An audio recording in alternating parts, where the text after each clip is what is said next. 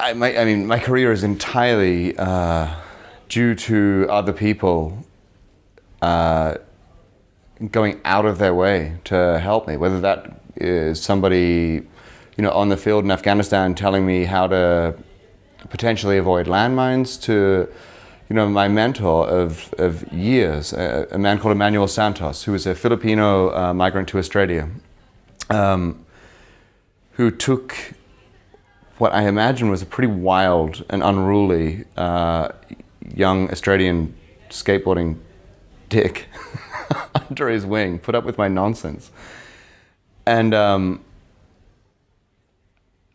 helped me understand what life could be. I mean, we didn't discuss whether to shoot on a Canon AE1 or a Nikon F3. It was always a discussion of philosophy and what life could or should be. It was about why this story over that story. It was about how we might be able to influence the people around us in a positive manner. It was about how we could be useful members of society. I mean, I feel his studio is at 296A Carlisle Street, Balaclava, near St Kilda in Melbourne. But those numbers alone together, to me, represent today more of a temple than a photo studio. In what way? What happens when you go there?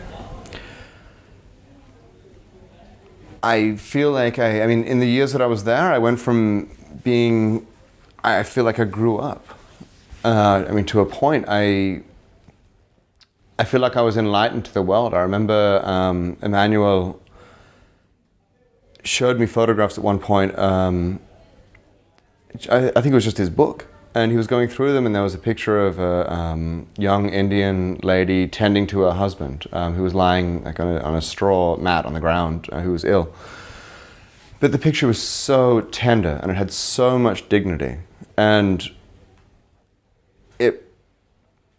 each day at the studio, there would be a moment, a satori, as they sometimes call it, I guess, this moment of enlightenment that I would learn something that would change the course of my life. So I didn't go to school, I didn't study in a formal education, but